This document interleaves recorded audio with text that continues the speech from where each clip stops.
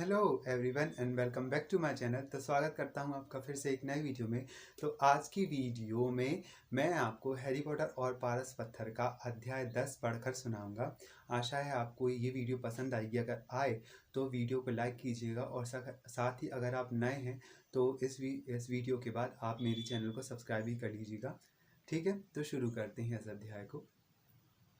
अध्याय 10 हैलोवीन। मैल्फॉय को अपनी आंखों पर यकीन नहीं हुआ जब उसने देखा कि हैरी और रॉन अगले दिन भी हॉगवर्ट्स में ही थे। वे थके हुए थे परंतु पूरी तरह से खुश दिख रहे थे। वास्तव में अगली सुबह तक हैरी और रॉन सोच रहे थे कि 3 सिर वाले कुत्ते से मुलाकात एक अच्छा और बहुत ही रोमांचक अभियान था और वे इसी तरह का एकाध और रोमांच काम करने के उत्सुक थे। इस बीच हैरी ने रॉन को उस पैकेट के बारे में बताया जिसे शायद ग्रीनगॉट से निकालकर हॉगवर्ट्स में रखा गया था। वे काफी समय तक सोचते रहे आखिर ऐसी कौन सी चीज हो सकती है जिसे इतनी भारी सुरक्षा की जरूरत थी। वह या तो सचमुच कीमती होगी या खतरनाक, रॉन ने कहा। या दोनों ही, हैरी बोला, परंतु विश्वास के साथ सिर्फ इतना ही कहा जा सकता था कि वह रहस्यमय वस्तु लगभग 2 इंच लंबी थी और जब तक उन्हें कोई और सुराग ना मिल जाए तब तक वे इससे ज्यादा अंदाजा लगाने की स्थिति में नहीं थे। ना तो नेविल ने और ना ही हरमाइनी ने इस बात में जरा भी रुचि दिखाई कि कुत्ते और चोर दरवाजे के नीचे क्या छुपा हो सकता था। नेविल तो सिर्फ इतना जानता था कि वह दोबारा उस कुत्ते के पास कभी नहीं जाएगा, परंतु हरमाइनी ने अब हैरी और रॉन से बोलचाल बंद कर दिया था। परंतु चूंकि वह मैं सब कुछ जानती हूँ किस्म की थी, इसीलिए उन्हें इसमें से भी अपना फायदा नजर आ रहा था। वे अब सिर्फ इतना चाहते थे कि मैल्फॉय से किसी तरह बदला ले सके और उन्हें तब तक खुशी हुई जब तक एक सप्ताह बाद ही एक ऐसी डांक आ गई। जब उल्लू हमेशा की तरह बड़े हॉल में घुसे तो सबका ध्यान एक लंबे और पतले से पैकेट पर गया जिसे 6 बड़े घुग्गू उठाकर ला रहे थे। हर एक की तरह हैरी की रुचि भी यह देखने में थी कि इस बड़े पैकेट में क्या है। उसे बहुत आश्चर्य हुआ जब गुग्गू नीचे आए और उन्होंने पैकेट को उसी के सामने पटक दिया। पैकेट के गिरने से उनका नाश्ता फर्श पर गिर गया। गुग्गू अभी उड़कर रास्ते से हटे ही थे, तभी एक और उल्लू वहां आया और उसने पैकेट के ऊपर एक चिट्ठी टपका दी। यह अच्छा रहा कि हैरी ने चिट्ठी को पहले खोला क्योंकि इसमें लिखा था, पैकेट को टेबल पर मत खोलना, इसमें तुम्हारी नई निम्बस 2000 है, परंतु मैं नहीं चाहती यह बात सबको पता चल जाए कि तुम जादुई झाड़ू मिल रही है, वरना उन सब की इच्छा होने लगी। ओलिवर वुड तुम्हें आज रात को 7 बजे क्विडिच पिच पर मिलेगा जहां तुम पहली बार इस खेल को सीखोगे। Professor M McGonagall. हैरी ने जब यह चिट्ठी रॉन को पढ़ने दी तो उसकी खुशी छिपाए नहीं छुप रही थी। निम्बस 2000, रॉन ने ईशा से कहा। मैंने तो आज तक उसे छुआ भी नहीं। वे हॉल से जल्दी निकल गए क्योंकि वे अपनी क्लास के पहले अकेले में जादुई झाड़ू को खोलकर देखना चाहते थे। अभी वे प्रवेश हॉल से आधी दूरी पर ही पहुंच पाए थे, तभी उन्होंने देखा कि ऊपर जाने वाली सीढ़ी पर क्रैब और गोयल रास्ता रोक कर खड़े थे। मैल्फॉय ने हैरी से पैकेट छीन लिया और उसे उंगलियों से टटोला। यह तो जादुई झाड़ू है, उसने कहा और उसे हैरी की तरफ फेंकते हुए ऐसा चेहरा बनाया जिस पर ईर्ष्या और नफरत के मिले-जुले भाव थे। इस बार तुमने हद पार कर दी पॉटर। फर्स्ट ईयर के विद्यार्थियों को जादुई झाड़ू रखना मना है। रॉन अपने आप को रोक नहीं पाया। यह कोई पुरानी जादुई झाड़ू नहीं है, उसने कहा। यह तो निम्बस 2000 है। तुमने क्या कहा था? तुम्हारे घर पर कौन सी जादुई झाड़ू है? कमेंट 260। रॉन ने हैरी की तरफ दांत निकालते हुए कहा। कमेंट में तड़क भड़क तो होती है परंतु वे निम्बस जितनी अच्छी नहीं होती। इस बारे में तुम क्या जानो वीजली? तुम तो अपना इसका आधा हैंडल भी नहीं खरीद सकते अपने पैसे से। मैल्फॉय ने पलटकर जवाब दिया। मुझे लगता है तुम्हें और तुम्हारे भाइयों को तो पाई पाई जोड़कर इसकी एक एक डंडी खरीदनी पड़ेगी। इससे पहले कि रॉन जवाब दे पाता, प्रोफेसर फ्लिटविक मैल्फॉय की कोहनी के पास पहुंचे। झगड़ा तो नहीं कर रहे हो बच्चों? उन्होंने पूछा। पॉटर को किसी ने जादुई झाड़ू भेजी है प्रोफेसर, मैल्फॉय ने जल्दी से कहा। हाँ, सही है, प्रोफेसर फ्लिटविक ने हैरी की तरफ मुस्कुराकर देखते हुए कहा, प्रोफेसर मैगोनिगल ने मुझे विशेष परिस्थिति के बारे में बताया था पॉटर, और यह कौन सा मॉडल है? निम्बस 2000 सर, हैरी ने कहा। मैल्फॉय के चेहरे पर दहशत के भाव आकर आ गए तो हैरी से अपनी हंसी रोकी नहीं जा सकी थी। और सच कहा जाए तो मुझे मैल्फॉय को धन्यवाद देना चाहिए क्योंकि उसी की वजह से मुझे यह मिली है, उसने आगे कहा। हैरी और रॉन ऊपर की मंजिल की तरफ चल पड़े। मैल्फॉय के गुस्से और उलझन को देखकर वे अपनी हंसी दबाने की कोशिश कर रहे थे। जब वे संगमरमर की सीढ़ियों के ऊपर पहुंचे तो हैरी ने हंसते हुए कहा, और क्या यह सच ही तो है, अगर उसने नेवल का भूलना जाना नहीं चुराया होता तो मैं टीम में नहीं होता। तो तुम्हें लगता है कि नियम तोड़ने का यह इनाम है? उनके ठीक पीछे से गुस्से भरी आवाज आई। हरमाइनी सीढ़ियों पर पैर पटकते हुए ऊपर आ रही थी। हैरी के हाथ में रखे पैकेट को चिढ़कर देख रही थी। मैं तो समझ रहा था आप हमसे बात नहीं कर रही हैं, हैरी ने कहा। हाँ, अब ऐसा करना बंद मत करना, रॉन ने कहा, इससे हमारा बहुत भला हो रहा है। हरमाइनी हवा में अपनी नाक तान कर पैर पटकती हुई चली गई। उस दिन हैरी का मन क्लास में नहीं लगा, उसका मन तो अपने कमरे में ही भटक रहा था जहां उसकी नई दुई झाड़ू बिस्तर के नीचे पड़ी हुई थी, या फिर उसका मन क्विडिच की पिच की तरफ भटक रहा था जहां वह उस रात क्विडिच खेलने जाने वाला था। उसने शाम को फटाफट अपना डिनर खाया और उसे यह भी पता नहीं था कि वह क्या खा रहा है। फिर वह रॉन के साथ तेजी से दौड़ता हुआ ऊपर की मंजिल पर गया ताकि आखिरकार वह अपनी निम्बस 2000 को खोल कर देखे। जब जादुई झाड़ू हैरी के बिस्तर पर खुलकर बाहर आई तो रॉन के मुंह से आ निकल गई, वाह। हैरी जादुई झाड़ू के बारे में ज्यादा नहीं जानता था, परंतु उसे भी यह बेहतरीन लगी। पतली और चिकनी जादुई झाड़ू पर मोहगनी का हैंडल लगा हुआ था। साफ और सीधी टहनियों की लंबी पूंछ थी और ऊपर की तरफ सुनहरे शब्दों में लिखा था निम्बस 2000। जब 7 बजे का समय आया तो हैरी महल से निकला और धुंधलके में क्विडिच पिच की तरफ चल दिया। वह इससे पहले कभी स्टेडियम में नहीं गया था। पिच के चारों तरफ सैकड़ों सीटें स्टैंड में उठी हुई थी ताकि दर्शक इतनी ऊंचाई पर रहें कि जहां से वे देख सकते हैं कि क्या हो रहा है वहां पर। पिच के दोनों सिरों पर 3 सुनहरे खंभे थे जिनके कोने में रिंग लगी हुई थी। उन्हें देखकर हैरी को प्लास्टिक की वे छोटी छड़ियां याद आ गईं जिनसे बच्चे बुलबुलें निकालते थे। फर्क सिर्फ इतना था कि यह खंभे 50 फुट ऊंचे थे। हैरी उड़ने के लिए इतना उतावला था कि उससे वुड का इंतजार ही नहीं हुआ। वह अपनी जादुई झाड़ू पर चढ़ा और जमीन पर पैर मारकर ऊपर की तरफ फो लिया। क्या एहसास था! यह गोलपोस्ट से अंदर और बाहर उड़ता रहा और फिर पिच पर इधर से उधर तेजी से चक्कर लगाता रहा। निम्बस 2000 उसके हल्के से इशारे पर मुड़ जाती थी। अरे पॉटर, नीचे उतरो। ओलिवर वुड आ चुका था। उसकी बाह में लकड़ी का एक बड़ा बक्सा दबा हुआ था। हैरी उसके पास जमीन पर उतर गया। बहुत बढ़िया, वुड ने कहा और उसकी आंखें चमक रही थी। मैं समझ सकता हूँ प्रोफेसर मैगोनिगल का क्या मतलब था। तुम में सचमुच पैदाइशी प्रतिभा है पॉटर। मैं आज शाम तुम्हें सिर्फ नियम सिखाऊंगा। इसके बाद तुम्हें सप्ताह में 3 दिन टीम के साथ प्रैक्टिस करनी होगी। उसने बक्सा खोला। अंदर 4 अलग अलग आकार की गेंद थी। देखो, वुड ने कहा, क्विडिच को समझना बहुत आसान है, हालांकि इसे खेलना उतना आसान नहीं। हर टीम में 7 खिलाड़ी होते हैं, इनमें से 3 को धावक कहा जाता है। 3 धावक, हैरी ने दोहराया जब वुड ने फुटबॉल के आकार की एक चमकीली लाल गेंद बाहर निकाली। वुड ने कहा, इस गेंद को तूफान कहते हैं। धावक तूफान को एक दूसरे को देते हैं और कोशिश करते हैं कि वे इसे रिंग के गोल में डाल दें। तूफान के रिंग में जाने पर हमें 10 पॉइंट मिलते हैं, समझ गए? धावक तूफान को फेंकते हैं और स्कोर करने के लिए इसे रिंग में डालते हैं, हैरी ने दोहराया। तो यह एक तरह से बास्केटबॉल है जो जादुई झाड़ू पर सवार होकर 6 रिंगों के साथ खेला जाता है ना? बास्केटबॉल क्या होता है? वुड ने उत्सुकता से पूछा। कुछ नहीं, हैरी ने जल्दी से कहा। अब दोनों टीमों में से एक और खिलाड़ी होता है जिसे रक्षक कहते हैं। मैं गेंदबाज का रक्षक हूँ। मैं अपने रिंग के चारों तरफ उड़ता हूँ और दूसरी टीम को स्कोर करने से रोकता हूँ।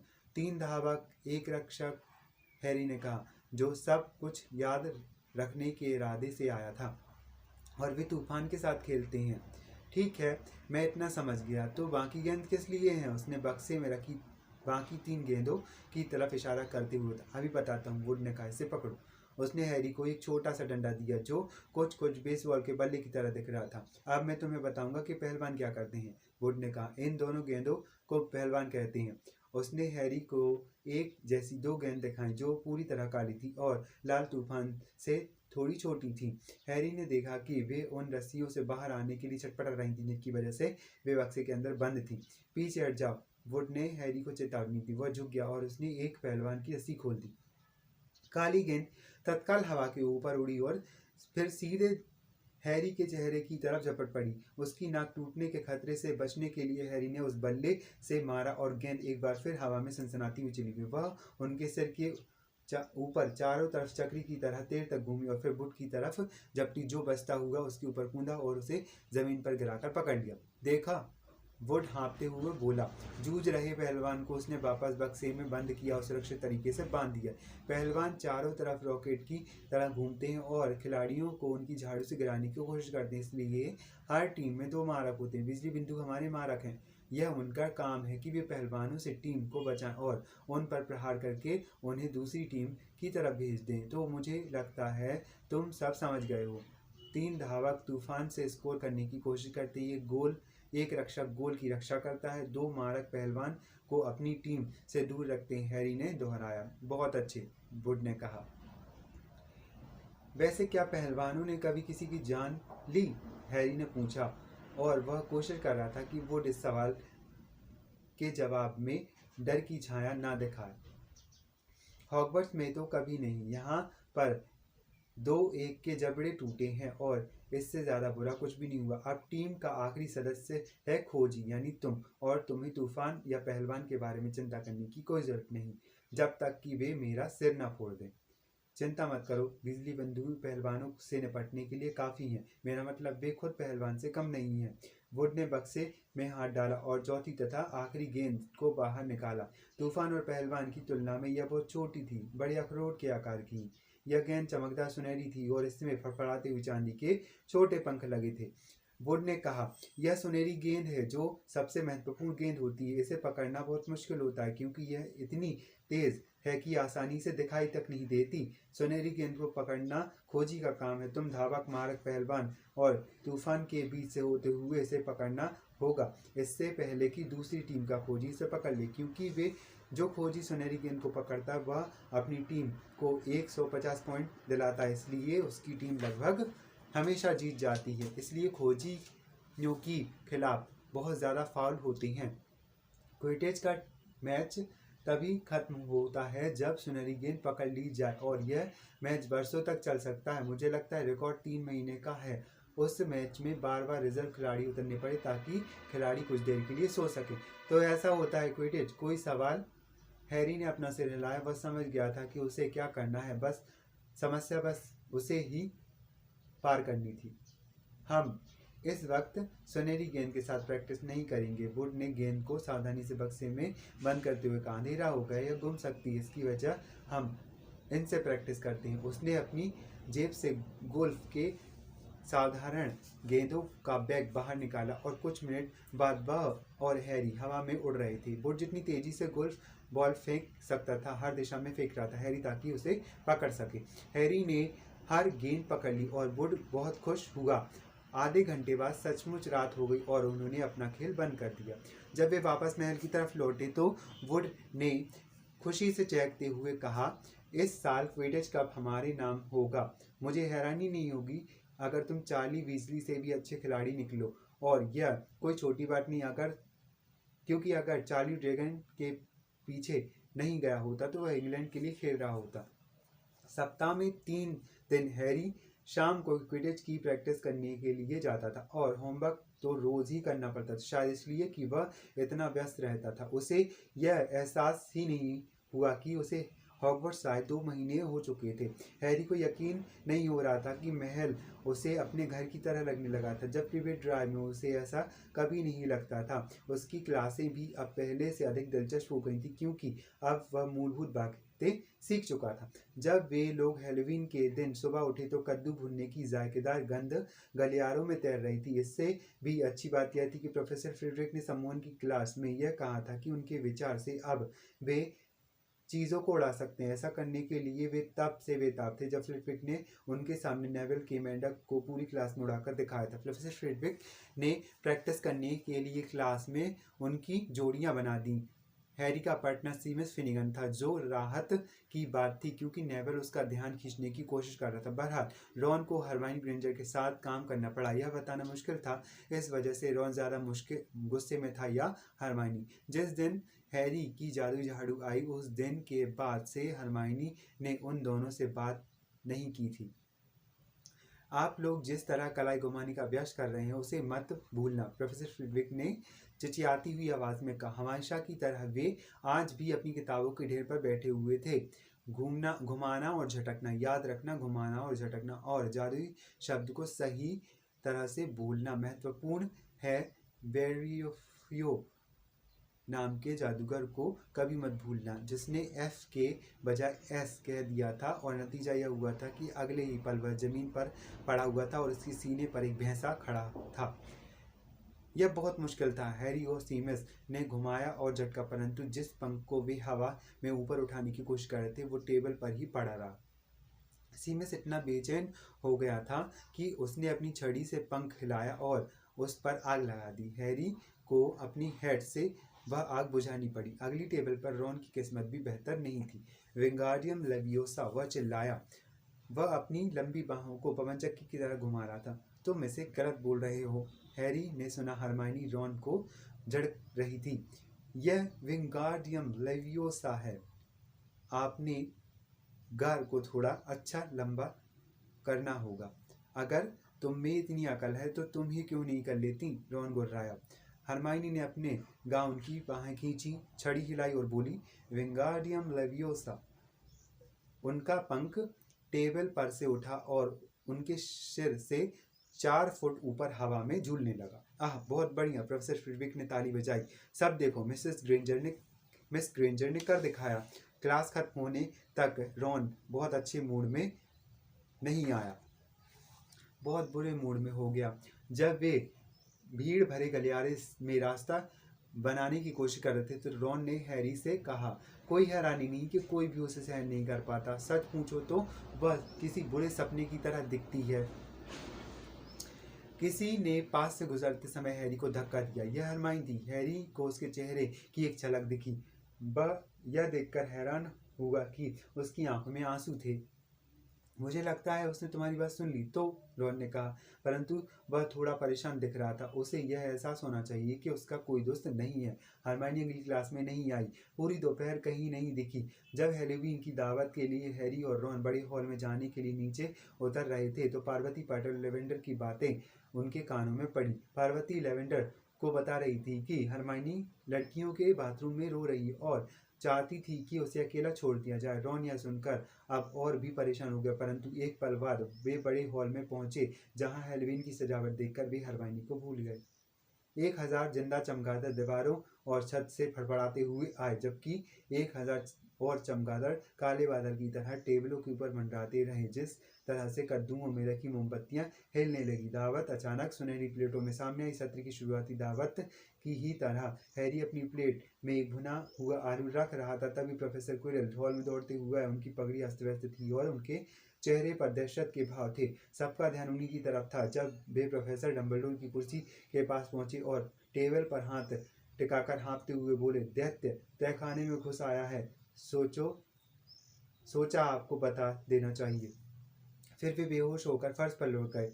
हंगामा मच गया। सबको शांत करने के लिए प्रोफेसर डम्बलडोर को अपनी छड़ी से कई बैगनी पटाखे फोड़ने पड़े। फ्लिटविक वे गरजे, अपने अपने हाउस को तत्काल उनके कमरे में ले जाइए। पर्सी तुरंत सक्रिय हो गए। मेरे पीछे आओ, इकट्ठे रहो। फर्स्ट ईयर, अगर तुम मेरे आदेशों का पालन नहीं करोगे तो दैत्य से डरने की कोई जरूरत नहीं होगी तुम्हें भी। मेरे ठीक पीछे आओ, जल्दी, रास्ता छोड़िए। फर्स्ट ईयर के बच्चे आ रहे हैं। माफ कीजिए, मैं प्रीफेक्ट हूँ। दैत्य अंदर कैसे घुस सकता है? हैरी ने सीढ़ियों पर चढ़ते हुए पूछा। मुझे क्या पता, वैसे भी वो बहुत सचमुच मूर्ख होते हैं, रॉन ने कहा। शायद पिब्स ने उसे अंदर घुसाया हुआ है। हेलोवीन का मजाक किया हो। वे अलग अलग दिशाओं में तेजी से भागते लोगों के कई समूह के पास से गुजरे। जब वे मेहनत कश के परेशान हाल बच्चों की भीड़ के बीच से जा रहे थे तो हैरी ने अचानक रॉन का हाथ पकड़ लिया। मुझे अभी भी ख्याल आया, हरमाइनी, उसे दैत्य के बारे में पता नहीं। रॉन ने अपना होंठ काट लिया। अच्छा ठीक है, उसने जवाब दिया, परंतु पर्सी से नजर बचाकर। नीचे झुकते हुए वे लोग मेहनतकश के बच्चों में मिल गए जो दूसरी दिशा में जा रहे थे। फिर वे एक सूने गलियारे में चल दिए और इसके बाद तेजी से लड़कियों के बाथरूम की तरफ बढ़ने लगे। वे अभी मोड़ पर मुड़े ही थे, तभी उन्हें अपने पीछे तेजी से आ रहे कदमों की आवाज़ सुनाई दी। पर्सी, रॉन फुसफुसाया। उसने हैरी को पत्थर के एक बड़े गरुड़ के पीछे खींच लिया। उन्होंने गरुड़ के पीछे से झांक कर देखा। पीछे आने वाला पर्सी नहीं बल्कि स्नेप था। वह गलियारे से गुजरा और उसने निगाहों से ओझल होते हुए उन लोगों ने देखा। वह यहाँ क्या कर रहा है? हैरी बुदबुदाया। वह बाकी टीचर के साथ तहखाने में क्यों नहीं गया? मुझे क्या पता। बिना कोई आवाज़ किए स्नेप के ओझल होते कदमों के पीछे पीछे अगले गलियारे में आगे बढ़े। स्नेप तीसरी मंजिल की तरफ जा रहा था, हैरी ने कहा, परंतु रॉन ने अपना हाथ उठाया। क्या तुम्हें बदबू आ रही है? हैरी ने सांस खींची और उसकी नाक में तेज बदबू घुसने लगी। पुराने मोज़ों और कभी साफ न होने वाले सार्वजनिक टॉयलेट की बदबू जैसे एक साथ आ रही थी। और फिर उन्होंने एक आवाज़ सुनी, एक धीमी गुर्राहट और दैत्याकार कदमों के घसीटने की आहट। रॉन ने इशारा किया। बाईं तरफ के गलियारे के एक छोर पर बड़ी सी चीज़ उनकी तरफ बढ़ रही थी। वे छाया में छुप गए। एक दैत्याकार चीज़ चांद की रोशनी के टुकड़े में उभरी। बहुत भयानक दृश्य था। वह लगभग 12 फुट लंबा था, ऊंचा था। उसकी चमड़ी फीकी ग्रेनाइट की तरह भूरी थी। उसके थुलथुले शरीर किसी खंबे की तरह था और उस शरीर पर ऊपर छोटा सा गंजा सिर किसी नारियल की तरह लगा हुआ था। उसके सिर पैर किसी पेड़ के तने की तरह मोटे थे और पंजे सपाट और कांटेदार थे। उसके पास से बहुत सी बदबू आ रही थी। वह एक बड़ा सा लकड़ी का मुद्गर पकड़े था जो फर्श पर घसट रहा था क्योंकि उसके हाथ बहुत लंबे थे। दैत्य एक दरवाजे के पास आकर रुका और उसने अंदर झांका। उसने अपने लंबे कान हिलाए और छोटे से दिमाग से कुछ सोचा और फिर वह झुककर कमरे में घुस गया। चाबी दरवाजे में लगी हुई है, हैरी बुदबुदाया। हमें इसे अंदर बंद कर देना चाहिए। बहुत बढ़िया विचार है, रॉन ने घबराते हुए जवाब दिया। वे खुले कमरे की तरफ धीमे बढ़े।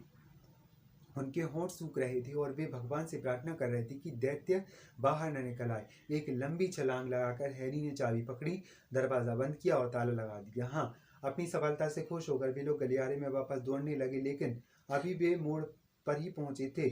उन्हें कुछ सुनाई दिया जिसके कारण उनके दिल धक रह गया।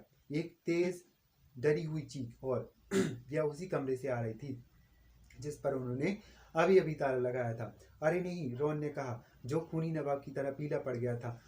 वह लड़कियों का बाथरूम था, हैरी बोला। हरमाइनी, दोनों एक साथ बोले। वे यह काम बिल्कुल नहीं करना चाहते थे, परंतु उनके पास और कोई विकल्प ही नहीं था।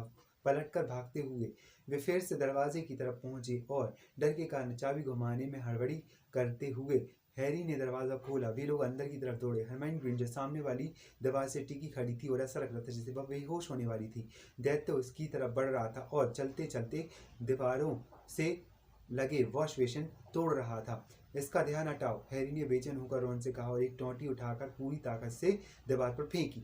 दैत्य हरमाइनी से कुछ फुट दूर रुका। वह चारों तरफ ताकता रहा, मूर्खतापूर्ण ढंग से आंखें मिचमिचाता रहा ताकि देख सके कि आवाज़ कहाँ से आई। उसकी छोटी कुटिल आंखों ने हैरी को देख लिया। वह झिझका, फिर हरमाइनी की वजह हैरी की तरफ बढ़ा और चलते समय उसने अपना मुद्गर ऊपर की तरफ उठा लिया। अरे भोंदू कहीं के, रॉन कमरे के दूसरी तरफ से चीखा और उसने दैत्य पर धातु का एक पाइप फेंक कर मारा।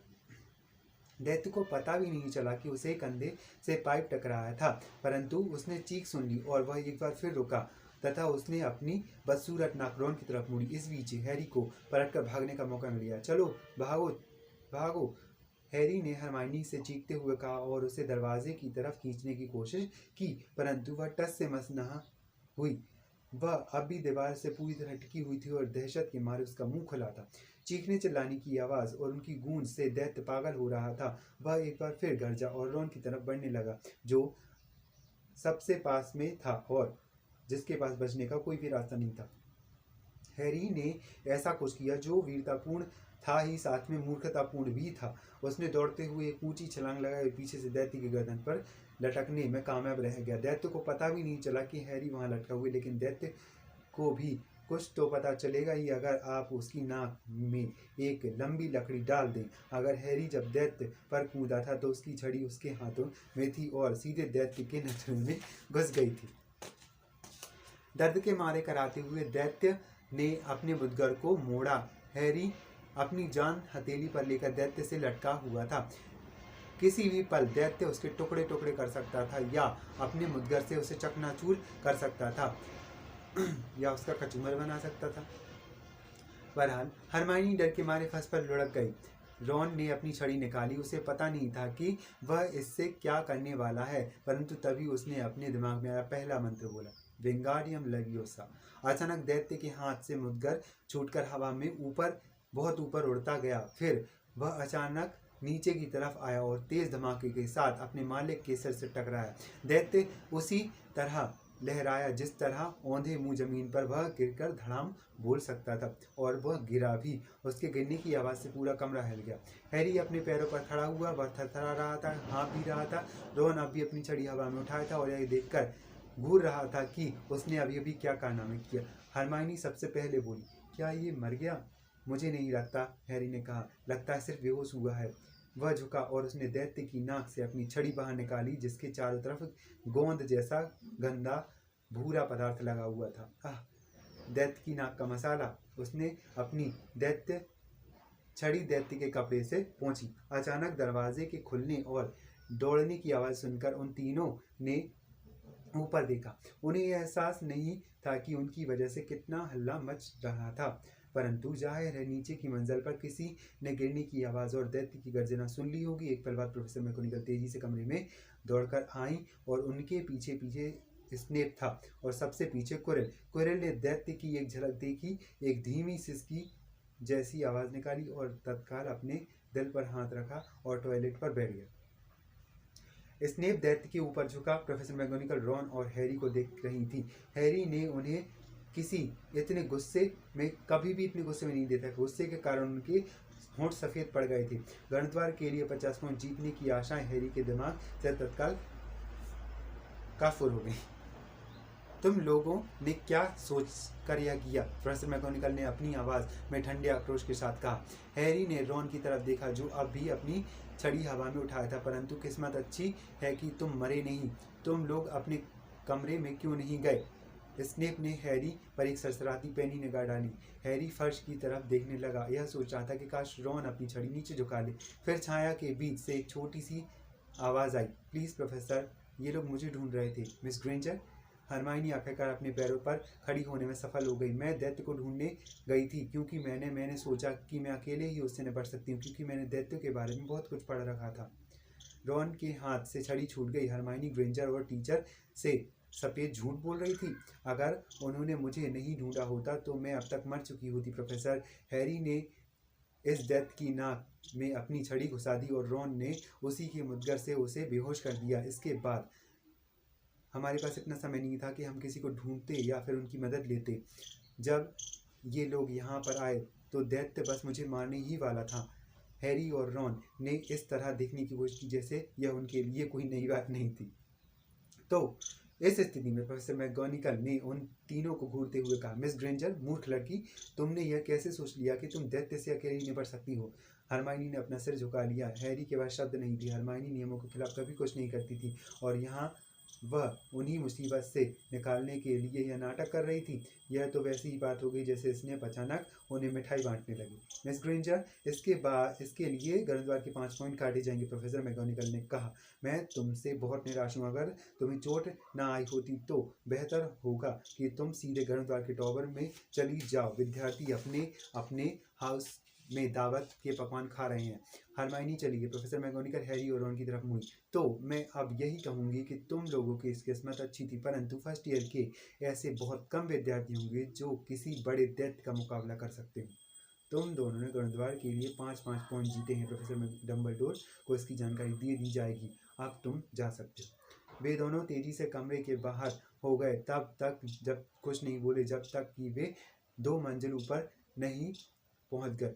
दूसरी बातों को छोड़कर तो भी दैत्य की बदबू से दूर आना उनके लिए बहुत बड़ी राहत की बात थी। हमें 10 पॉइंट से ज़्यादा मिलने चाहिए थे, रॉन ने शिकायत करते हुए कहा। तुम्हारा मतलब क्या है 5 पॉइंट से ज़्यादा? क्योंकि 5 तो हरमाइनी के कारण कम हुए थे। यह उसने अच्छा किया कि हमें मुसीबत से बचाया, रॉन ने माना। ख्याल रहे हमने उसे बचाया। अगर हमने दैत्य को उसके साथ ताले में बंद नहीं किया होता तो उसे बचाने की जरूरत नहीं पड़ती, हैरी ने उसे याद दिलाया। वे मोटी औरत की तस्वीर के सामने पहुंच गए। फिक्स नाउ, उन्होंने कहा और अंदर घुस गए। हॉल भरा हुआ था और वहाँ काफ़ी हल्ला मच रहा था। हर कोई वहाँ पकवान खाने में जुटा था जो उनके लिए ऊपर भेजे गए थे। बहरहाल दरवाजे के पास हरमाइनी अकेली खड़ी थी, उनका इंतजार कर रही। कुछ देर तक वह बहुत अजीब सी खामोशी छाई रही और फिर तीनों ने एक दूसरे की तरफ देखे बिना कहा धन्यवाद, और वे अपनी प्लेट उठाने के लिए तेजी से चल पड़ी। उसी पल से हरमाइनी ग्रेंजर उनकी दोस्त बन गई।